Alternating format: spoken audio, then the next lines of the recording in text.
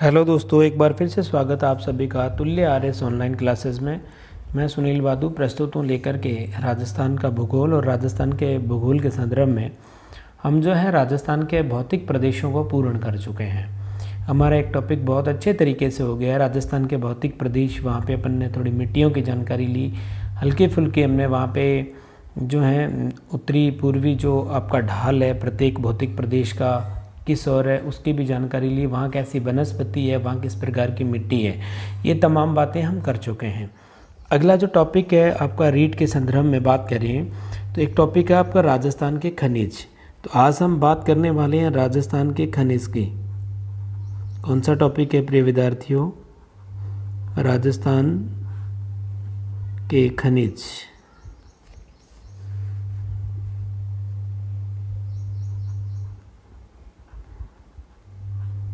तो राजस्थान के खनिज की बात करेंगे आज अपन। तो सबसे पहले दोस्तों आपको ये पता होना चाहिए, और इससे पहले खनिज की शुरुआत करने से पहले मैं आप तक एक सूचना प्रेषित करना चाहूँगा कि अतुल्य आरएस ऑनलाइन क्लासेस पर जो है दैनिक रूप से आपकी टेस्ट चल रहे हैं, टेस्ट सीरीज शुरू है और पूरा सिलेबस उसमें रीड का करवाया जाएगा। तो आप दैनिक रूप से टेस्ट दे सकते हो, अपनी तैयारी का आकलन कर सकते हो। तो ठीक है दोस्तों, अपन शुरू करते हैं अपना टॉपिक। और इस प्रकरण में हम पढ़ रहे हैं राजस्थान के खनिज। और खनिज का सबसे पहले अपन खनिज के बारे में देखें, उसकी डेफिनेशन के बारे में, या बात करें माने इसकी परिभाषा की। तो सबसे पहले खनिज कहते किसको हैं? तो खनिज की बात जब अपन करते हैं तो आप लिख सकते हो कि वे तत्व जो ज़मीन से खोद करके निकाले जाते हैं वे कहलाते हैं आपके खनिज। तो यहाँ आप जो है परिभाषा में क्या लिखोगे कि वे तत्व जो जमीन से खोद कर निकाले जाते हैं, खोद कर निकाले जाते हैं, खोद कर निकाले जाते हैं, क्या कहलाते हैं दोस्तों? खनिज कहलाते हैं। और इसी तरह से एक तो होते हैं खनिज, और खनिज जो है आपको पता है कि खनिज प्राप्त होते हैं हमें अयस्क से, यानी वे खनिज जिनसे धातु प्राप्त की जाती हैं क्या कहलाते हैं? अयस्क कहलाते हैं। तो अयस्क किसे कहते हैं यहाँ पे लिखूंगा मैं। एक होता है अयस्क। तो अयस्क आपका क्या होता है कि वे खनिज जिनसे धातु प्राप्त की जाती हैं, धातु प्राप्त की जाती हैं, क्या कहलाते हैं दोस्तों? अयस्क कहलाते हैं। आपने सुना ही होगा कि जैसे लोहा है तो हमें हेमेटाइट नाम के अयस्क से मिलता है। हेमेटाइट प्रकार का लोहा हमारे यहाँ पाया जाता है। यूरेनियम का जो अयस्क है पिंच ब्लेड के नाम से जाना जाता है। एल्यूमिनियम का जो अयस्क है बॉक्साइट कहलाता है। तांबा है वो कॉपर पाइराइटिस कहलाता है। जैसे सीसे का जो अयस्क है उसे गैलेना कहते हैं, काफ़ी बार प्रश्नों में भी पूछा जाता है। तो आप इन चीज़ों का ध्यान रखिएगा, क्योंकि सीधा सीधा प्रश्न कई बार आ जाता है कि जैसे लोहा है तो लोहा हमें कहाँ से प्राप्त होता है, किस अयस्क से प्राप्त होता है? हेमेटाइट। समझ में आई दोस्तों? हेमेटाइट प्रकार का लोहा भी है। और यूरेनियम की बात करें तो यूरेनियम के संदर्भ में जो इसका अयस्क आता है पिंच ब्लेड। और इसी तरह से एल्यूमिनियम की बात करूं, एल्यूमिनियम, तो एल्यूमिनियम आपका प्राप्त होता है बॉक्साइट से। यहाँ नीचे लिख रहा हूँ दोस्तों, विजिबल नहीं है आपको। बॉक्साइट से प्राप्त होता है। इसी तरह से हम तांबे की बात करें दोस्तों, तो जो तांबा है आपका वो कॉपर पाइराइटिस कहलाता है। इसका एक कॉपर पाइराइटिस के अयस्क से हमें प्राप्त होता है। तो शीशे का काफ़ी बार पूछ लिया जाता है आपसे अयस्क। शीशे का अयस्क किससे में शीशा प्राप्त होता है? गैलेना। क्या कहलाता है? गैलेना कहलाता है। इस तरह का सीधा प्रश्न कई बार दोस्तों बन जाता है, तो आप तक मैंने प्रेषित कर दिया है। अब खनिज के प्रकार की बात करेंगे अपन। सबसे पहले क्या बात करेंगे दोस्तों? खनिज की प्रकार की बात। तो खनिज के प्रकार की बात अपन करते हैं। यहाँ तक मेरे हिसाब से हम राजस्थान के खनिज पढ़ रहे हैं, और वे तत्व जो ज़मीन से खोद कर निकाले जाते हैं क्या कहलाते हैं आपके? वे तत्व जो ज़मीन से खोद करके निकाले जाते हैं क्या कहलाते हैं? खनिज कहलाते हैं। वे खनिज जिनसे क्या प्राप्त होती हैं? धातु प्राप्त की जाती हैं, तो वो क्या कहलाता है? एस्क। जैसे लोहे का हेमेटाइट, यूरेनियम का पिंच ब्लेड, एल्यूमिनियम का बॉक्साइट, तांबा, कॉपर पाइराइट, सीसा, गेलना, ये जो हैं आपके एस्कों की बात हमने की। तो अब जो है हम जो आपके खनिज पाए जाते हैं, तो खनिज के प्रकार के बारे में पढ़ेंगे कि खनिज जो हैं वो कितने प्रकार के होते हैं, उसकी बात यहाँ पे करते हैं। तो सबसे पहले आप यहाँ हेडिंग डालिएगा, नोट डाउन साथ साथ करते जाइएगा दोस्तों। आपको बहुत अच्छे से जो है समझाने की कोशिश मेरे द्वारा की जा रही है, और आपको किसी प्रकार की कोई परेशानी आए तो आप कमेंट बॉक्स में ज़रूर बताया करो दोस्तों। तो खनिज के प्रकार पढ़ रहे हैं। सबसे पहला अगर मैं बात करूं तो एक तो होते हैं आपके धात्विक खनिज। कौन से होते हैं? धात्विक खनिज। और दूसरे प्रकार की हम बात करेंगे दोस्तों अधात्विक खनिजों की। किसकी बात करेंगे? अधात्विक खनिज की बात करेंगे। तो यहाँ हमारे जो हैं अधात्विक खनिज। खनिज दो प्रकार के, पहला अपन ने पढ़ा धात्विक खनिज और दूसरा है आपका अधात्विक खनिज। तो इसी प्रकार से हम आगे बढ़ते हैं कि धात्विक खनिज में भी एक तो होते हैं लोह धात्विक। इस जो धात्विक खनिज है आपका, इसमें एक तो होता है दोस्तों लोहा धात्विक, लोहा धात्विक खनिज, ठीक है जी। दूसरी हम बात करना चाहें तो दूसरा जो टाइप होता है वो अलोह धात्विक होता है। अलोह धात्विक। सीधा प्रश्न पूछ लिया जाता है कि कौन सा लोह धात्विक खनिज है, कौन सा अलोह धात्विक खनिज है, तो वहाँ जो है सीधा सीधा प्रश्न यही इस टेबल से जो मैं बना रहा हूँ उठ जाता है, और आप जो है आराम से उसका उत्तर दे पाएंगे। तीसरा होता है एक आणविक खनिज। आणविक खनिज। तो धात्विक खनिजों में तीन प्रकार हम पढ़ेंगे, एक तो आणविक पढ़ेंगे और एक लोहा धात्विक और एक है अलोह धात्विक।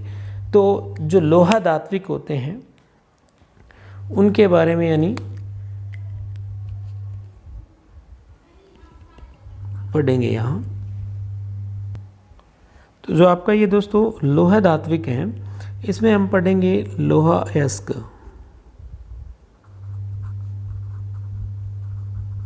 लोहा अयस्क पढ़ेंगे। दूसरी बात करूं तो यहाँ पढ़ेंगे अपन मैग्नीज को।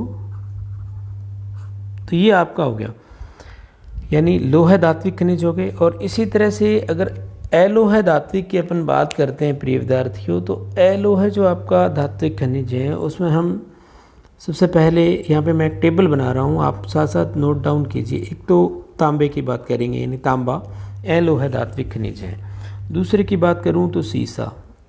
दूसरा कौन सा दोस्तों? सीसा। इसी तरह से आगे हम बात करते हैं तो एक आता है आपका जस्ता और चांदी। फिर आप बात करना चाहो तो कैडमियम। कौन सा दोस्तों? कैडमियम भी कैसा है? अलोह धात्विक खनिज है। और सोना जो है वो भी अलोह धात्विक खनिज है आपका। और नेक्स्ट अपन बात करें तो टंगस्टन। टंगस्टन। और इसी तरह से एक और नोट डाउन कीजिएगा आप, एल्यूमिनियम। एल्यूमिनियम। तो ये जो है दोस्तों आपके क्या हैं? अलोह धात्विक खनिज की श्रेणी में आते हैं। अब आणविक खनिजों की बात करते हैं प्रिय विद्यार्थियों की आणविक खनिज हमें कौन कौन से मिलते हैं। तो आणविक खनिजों की बात जो है अपन यहाँ करने वाले हैं। तो आणविक खनिजों में आप देखिएगा, एक तो आपका हो गया यूरेनियम। कौन सा? यूरेनियम। दूसरी बात करें तो बेरिलियम। आणविक खनिजों में यूरेनियम, बेरिलियम, थोरियम, लिथियम,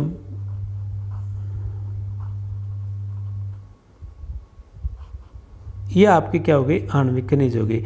यानी इनका जो प्रयोग होता है वो रेडियो एक्टिव जो पदार्थ होते हैं आणविक खनिजों का उनमें प्रयोग किया जाता है, और इन्हें क्या कहते हैं? रेडियो एक्टिव पदार्थ को भी क्या कह दिया जाता है? आणविक खनिज कह दिया जाता है आपका दोस्तों। अधात्विक की बात हम आगे करेंगे। यहाँ हमने पढ़ा है खनिजों के प्रकार। तो खनिजों के प्रकार की बात जब अपन दोस्तों की है तो एक तो हमने पढ़ा है धात्विक खनिज। अधात्विक को हम दूसरा प्रकार कौन सा, पहला आपका हो गया कौन सा, धात्विक, और दूसरा अधात्विक। अब धात्विक के 3 डिवाइडेशन यानी 3 विभाजन किए हमने। पहला तो लोह धात्विक। लोह धात्विक में हम लोहेस और मैग्नीज की बात करेंगे। एलोह जो धात्विक खनिज हैं आपके, उसमें तांबा, सीसा, जस्ता, चांदी, कैडमियम, सोना, टंगस्टन, एल्यूमिनियम, इन सब की बात करने वाले हैं। आणविक में यूरेनियम, बेरिलियम, थोरियम और लिथियम की बात करेंगे। इसी तरह से दोस्तों कुछ बातें यहाँ मैं आपसे कि जो धात्विक खनिज होते हैं वो धात्विक क्यों कहलाते हैं। धात्विक जो खनिज होते हैं आपके तो वो धात्विक क्यों कहलाते हैं, क्योंकि इनमें क्या होता है कि दोस्तों चुंबकीय गुण पाया जाता है। क्या, एक बात तो आप ये लिखिएगा, इनमें क्या होता है, चुंबकीय गुण पाया जाता है। चुंबकीय गुण पाया जाता है, तो इसलिए ये जो हैं धात्विक हैं। और आपको पता है कि ये जो एलोह धात्विक हैं इनमें चुंबकीय गुण नहीं होता दोस्तों। क्या नहीं होता, इनमें चुंबकीय गुण नहीं होता।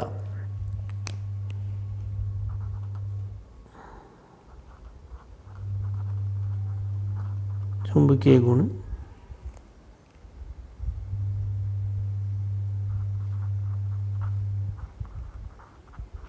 नहीं होता है दोस्तों।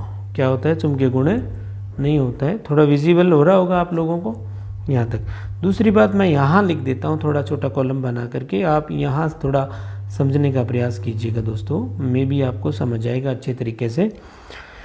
तो जो धात्विक खनिज है वो धात्विक क्यों कहलाते हैं, इनमें गुण पाए जाते हैं। क्या पाए जाते हैं, यानी धात्विक जो खनिज हैं उनमें क्या होता है, धात्विक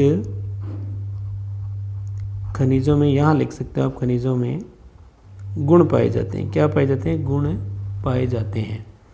तो गुण जो पाए जाते हैं दोस्तों उसमें क्या क्या विशेषताएं रहेगी आपकी। एक तो जो धातु होती है आपकी, पहला गुण इसका ये है कि जो धातु है वो क्या होती है, चमकदार होती है। कैसी होती है, चमकदार, यानी चमकने का इसमें क्या होता है, गुण होता है। दूसरा जो है आप बात करो तो इसमें जो है तन्यता का गुण होता है। धातु में तन्यता का क्या होता है, गुण होता है, यानी इसके तार खींच सकते हैं अपने। क्या खींच सकते हैं, तार खींच सकते हैं। और इसी तरह से आघात वर्धनीय भी होती हैं धातु। क्या होती हैं, आघात वर्धनीय। आघात वर्धनीय। आघात वर्धनीय का मतलब कैसे दोस्तों, कि जैसे ही हम धातु पर प्रहार करते हैं तो वो क्या होती है, फैलती हैं। क्या है, फैलती हैं। धातु जो है फैलती हैं, यानी जैसे ही हम चादर वगैरह बनाते हैं ना धातु की, तो ये फैलती है आघात करने से, यानी चोट लगाने से, या फिर इसको जैसे अपने ठोकते हैं तो क्या होता है कि आघात होता है, आघात से उसका फैलाव होता है, तो फैलने का गुण इसमें होता है, इसलिए इसको आघात वर्धनीय कह दिया जाता है। और क्या होते हैं जो धात्विक खनिज आपके, इनका एक और गुण है दोस्तों कि ये विद्युत के चालक होते हैं। क्या होता है, विद्युत के चालक होते हैं। विद्युत के चालक होते हैं। समझ में आई दोस्तों। तो धात्विक खनिजों के भंडारों की अगर मैं बात करूं तो ये केवल आग्नेय चट्टानों से मिलते हैं। यानी धात्विक खनिजों की अगर अब हम बात करना चाहें तो क्या है कि जो यहाँ पे नोट कर रहा हूँ दोस्तों, दिखाई दे रहा होगा आपको, यहाँ से देखिएगा कि धात्विक खनिज, धात्विक खनिज आग्नेय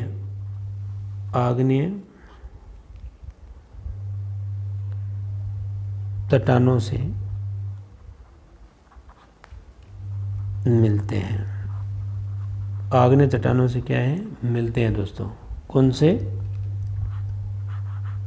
तो एक तो राजस्थान के जब भौतिक प्रदेश अपन पढ़ रहे थे तो मैंने आपको बताया था कि एक तो अरावली प्रदेश है। कौन सा, अरावली प्रदेश में कौन सी चट्टानें हैं दोस्तों, आपकी आग्नेय चट्टानें हैं। तो अरावली में ही खनिज पाए जाते हैं। इसी तरह से जो आपका राजस्थान का दक्षिणी पूर्वी पठारी क्षेत्र है, जिसकी बात अपन पिछली क्लास में कर चुके हैं, दक्षिणी पूर्वी पठारी क्षेत्र, तो वहाँ भी कैसी चट्टानें हैं दोस्तों, आग्नेय चट्टानें हैं। तो आप देखोगे कि केवल अगर एल्यूमिनियम को केवल छोड़ दिया जाए तो बाकी सभी खनिज अरावली से निकलते हैं। तो आप यहाँ पे सीधा प्रश्न सोल्व कर सकते हो कि एल्यूमिनियम जो है, इसका अपन ने बॉक्साइट पढ़ा था, एल्यूमिनियम जो है वो हमें दक्षिणी पूर्वी पठारी प्रदेश से मिलता है। बाकी जो भी खनिज हैं आपके, ये सारे के सारे कहाँ से मिलेंगे आपको, आग्नेय चट्टानों से और अरावली में मिलेंगे। और एक बार प्रश्न आया था दोस्तों, सेकंड ग्रेड 2013 या 12 का प्रश्न होगा कि पृथ्वी पर सर्वाधिक कौन सी धातु पाई जाती हैं। तो पृथ्वी के जो भीतर है वो सर्वाधिक लोहा धातु पाई जाती है। कौन सी पाई जाती है आपकी, लोहा धातु पाई जाती है। तो ये तो आपकी गौण बात थी। अब हम मुख्य मुद्दे पर आते हैं। लोहा धातु की बात अपन ने की पृथ्वी के संदर्भ में। कोई बात नहीं, यहाँ पे अगर देखिएगा आप दोबारा देख सकते हो खनिज के प्रकार। पहला धात्विक खनिज, अधात्विक खनिज। ये जो धात्विक खनिज हैं ये चुंबकीय गुण पाए जाते हैं इनमें दोस्तों। यहाँ पे जो है ये पंक्ति गलत लिखी गई थी और यहाँ देख लीजिएगा इसको, कोई बात नहीं, ये मानवीय त्रुटि है। लोहा धात्विक जो है लोहे, अयस्क और मैग्नीज, जिसमें क्या है चुंबकीय गुण पाया जाता है। अलोह धातु में कौन से पढ़ेंगे हम, अलोह धात्विक जो खनिज है आपके तांबा, सीसा, जस्ता, चांदी, कैडमियम, सोना, टंगस्टन, एल्यूमिनियम आदि एलोह धात्विक है। और आणविक में यूरेनियम, बेरिलियम, थोरियम, यानी 3 प्रकार में हमें ये पढ़ने हैं। नंबर 1 की बात कर रहे हैं, लोहे अयस्क।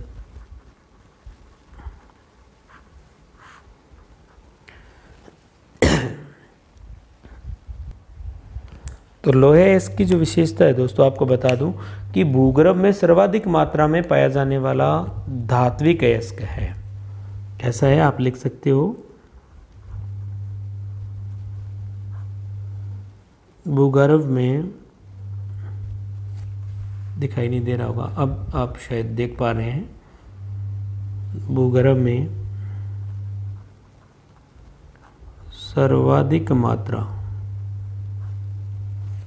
में पाया जाने वाला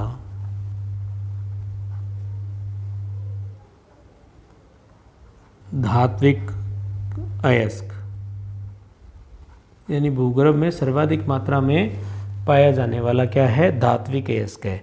और भारत में जो लोहे अयस्क हैं इसके भंडार हैं 2 प्रकार की चट्टानों में आपको मिलेंगे। एक तो धारावाड़ की जो चट्टानें और दूसरी जो कुड़प्पा क्रम की जो चट्टानें हैं उसमें जो है लोहे अयस्क पाया जाता है। तो सबसे पहले लोहे अयस्क का हम डिवाइडेशन करेंगे। यहाँ दोस्तों देखिएगा आप, सबसे पहले हम यहाँ पढ़ने वाले हैं मैग्नेटाइट। एक प्रकार इसका कौन सा होता है, मैग्नेटाइट।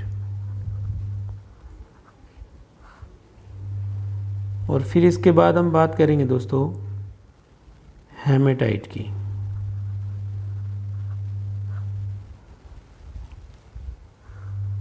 एक प्रकार जो हम पढ़ने वाले हैं लिमोनाइट। कौन सा आपका, लिमोनाइट। और एक प्रकार इसका लोहे अयस्क का मिलता है सीडेराइट, सीडेराइट।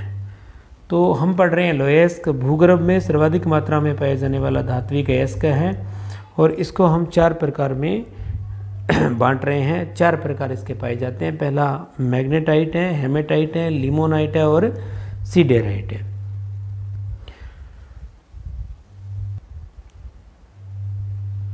तो ये जो आपका मैग्नेटाइट है दोस्तों, इसके संदर्भ में मैं बता दूं आपको कि जो मैग्नेटाइट है ये, इसके अंदर पाया जाता है लगभग 72% के आसपास आपका लोहे अयस्क होता है। इसमें क्या होता है, लोहे अयस्क से जो है 72% जो है ये पाया जाता है। और इसकी और विशेषता बताऊं तो ये सर्वश्रेष्ठ लोहा अयस्क है। क्या है, सर्वश्रेष्ठ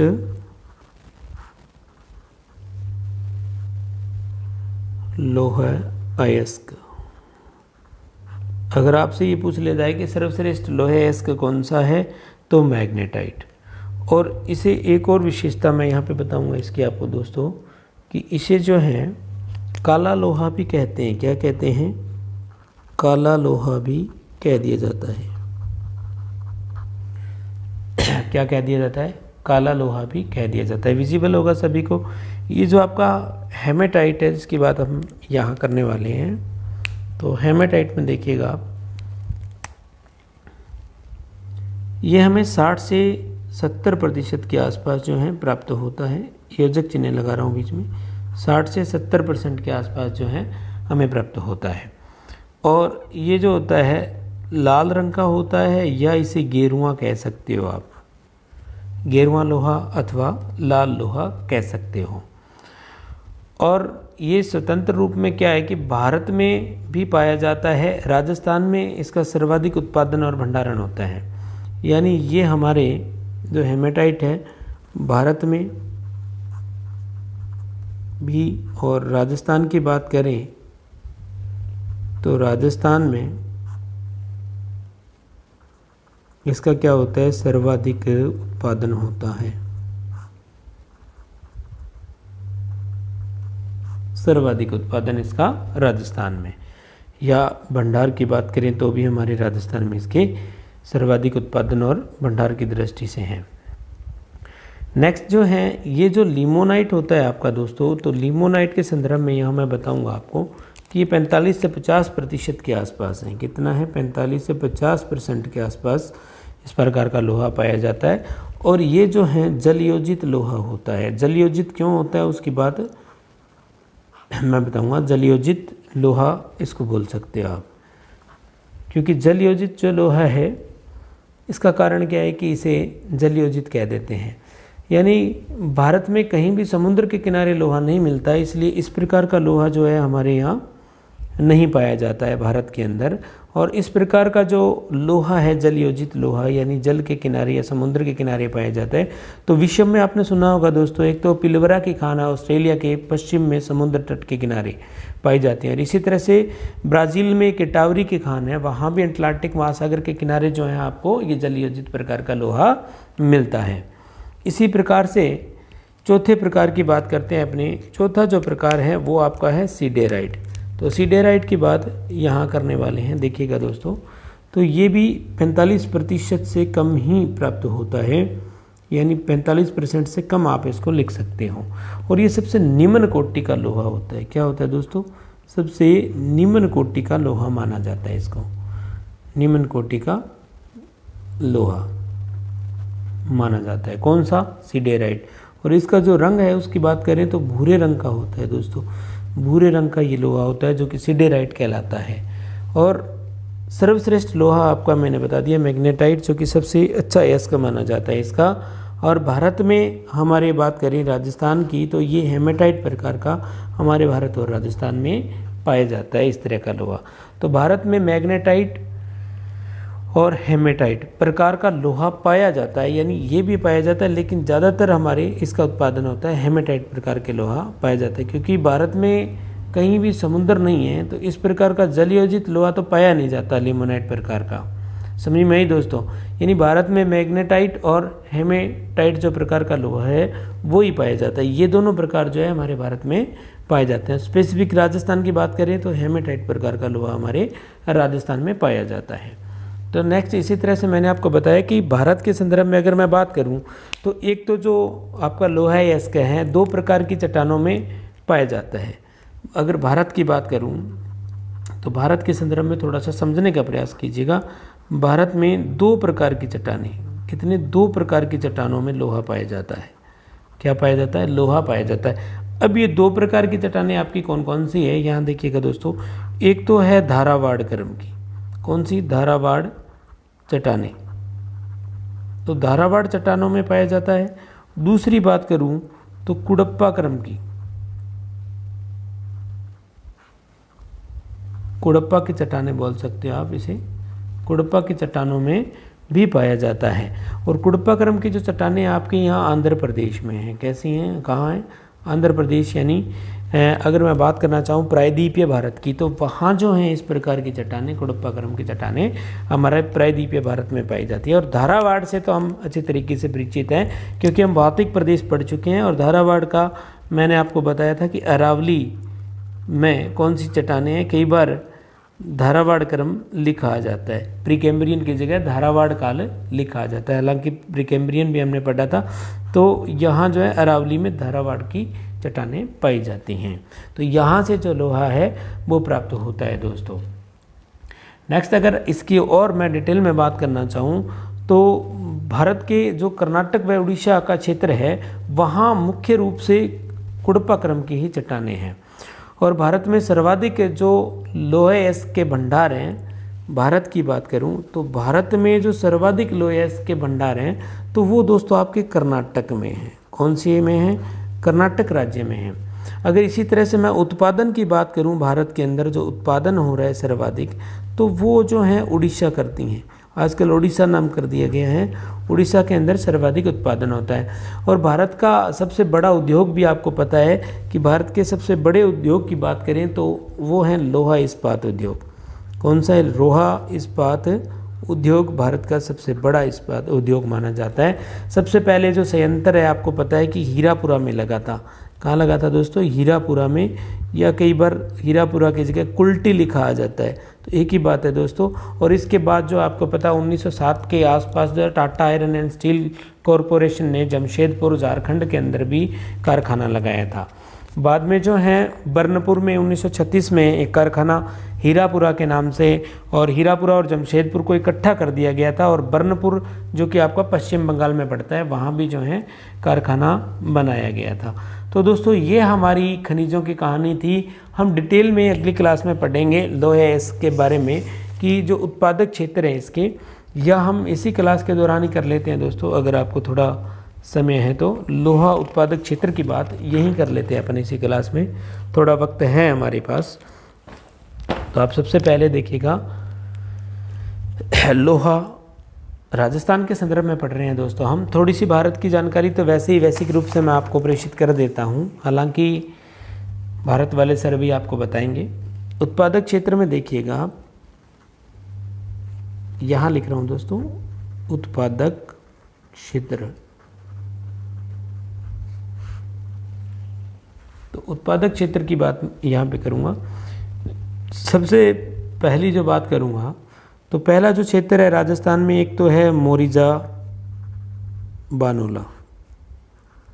ये जो आपका मोरिजा बानोला है दोस्तों, ये जयपुर में पड़ता है। कहाँ पड़ता है दोस्तों? जयपुर ज़िले में है। और सर्वाधिक उत्पादन करता है यहाँ पे, सर्वाधिक उत्पादन होता है लोहे का, सर्वाधिक उत्पादन। और सर्वाधिक उत्पादन होता है किस प्रकार का लोहा है? हेमेटाइट प्रकार का लोहा राजस्थान में है। तो सर्वाधिक जो उत्पादन है किसका हो गया? मोरिजा बानोला से होता है। और ये स्थान कहाँ है? जयपुर ज़िले में है। दूसरे की बात, दूसरा स्थान मैं आप तक प्रेषित करूँगा। यहाँ नंबर 2 की बात अपन करना चाहें तो देखिएगा दोस्तों, एक स्थान है नीमला रायसेला। कौन सा है? नीमला रायसेला। ये नीमला जो रायसेला है ये आपका पड़ता है दोस्तों दौसा में। यहाँ भी जो है हेमेटाइट प्रकार का लोहा जो है मिलता है राजस्थान में। इसी तरह से तीसरी अपन बात करना चाहें तो दोस्तों एक स्थान आपका मिलता है लालसोट। कौन सा स्थान मिलता है? लालसोट। तो लालसोट की बात यहाँ पे मैं आपसे करूँगा।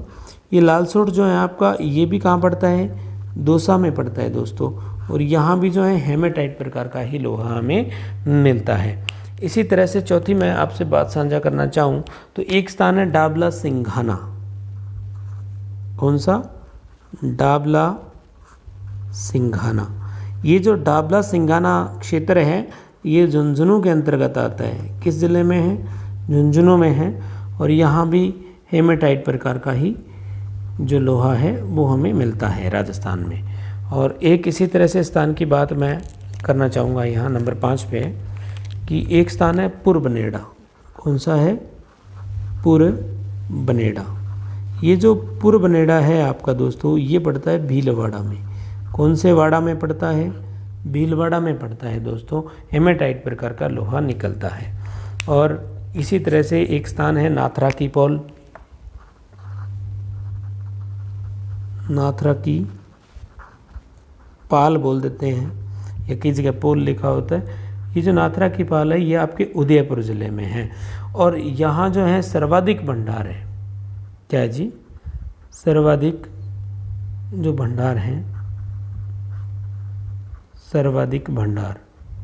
यहाँ से जो है लगभग जो आपका हेमेटाइट है दोस्तों, जो हेमेटाइट प्रकार का लोहा है वो जो है 60 लाख टन के आसपास यहाँ पे पाया गया है, यानी यहाँ भंडार बताए जाते हैं। और यहाँ से मैग्नेटाइट जो है आपका, मैग्नेटाइट, ये जो मैग्नेटाइट है 20 लाख टन के आसपास यहाँ पर मौजूद है।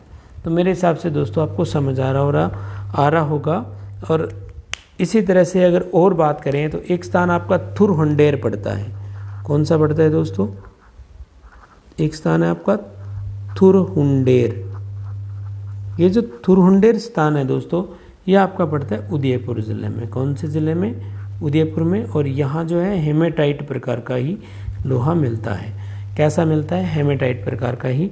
और इसी तरह से एक स्थान है नीम का थाना। कौन सी जगह है दोस्तों? नीम का थाना। नीम का थाना से तो आप सभी परिचित हैं। नीम का थाना सीकर में भी पाया जाता है। नेक्स्ट जो है अपने मैग्नीज़ की बात करेंगे दोस्तों। तो मैग्नीज़ की बात हम अगली क्लास के दौरान करेंगे। आपको अच्छी तरीके से समझ आ रहा होगा दोस्तों। आप अतुल्य RS ऑनलाइन क्लासेस के साथ यूं ही जुड़े रहें। मैं सुनील बादू आपके साथ हमेशा जो है अच्छे तरीके से आप तक जो है अच्छा मैटर प्रेषित करता रहूँगा। आपके जो तैयारी है रीट की दोस्तों, उसमें ये मील का पत्थर साबित होगी ये क्लासें। अगर आप डिटेल से 2-3 बार वीडियोस देख लेते हैं तो 101% मैं बात करता हूँ। एग्ज़ाम पॉइंट ऑफ व्यू की अगर बात करें तो बहुत अच्छी तरीके से आपको मैटर प्रेषित किया जा रहा है। आप थोड़ा सा इत्मीनान से अच्छे तरीके से माइंड को पूरा कंसंट्रेट करके आप वीडियो देखा करें, ताकि बहुत कुछ निकलने वाला है इन क्लासों से। आप जो है पेपर में देखेंगे कि किसी प्रकार की ना तो अनावश्यक रूप से करवाया जा रहा है और आवश्यक रूप से ही आपको मैटर करवाया जा रहा है। उसको थोपा नहीं जा रहा है कि यही करवा दिया वही करवा दिया। तो केवल हम स्ट्रिक्ट तरीके से चलेंगे। जो आपके टॉपिक हैं, प्रकरण हैं, जो आने वाले हैं आपके बिंदु, उन्हीं पे हम बात करेंगे दोस्तों। तो आपको बहुत अच्छा लग रहा होगा। और किसी प्रकार की कोई दिक्कत आए तो आप कमेंट बॉक्स में बता दिया करो, उसमें अति आवश्यक रूप से सुधार करके प्रेषित कर दिया जाएगा। तो धन्यवाद दोस्तों। जय हिंद, जय भारत।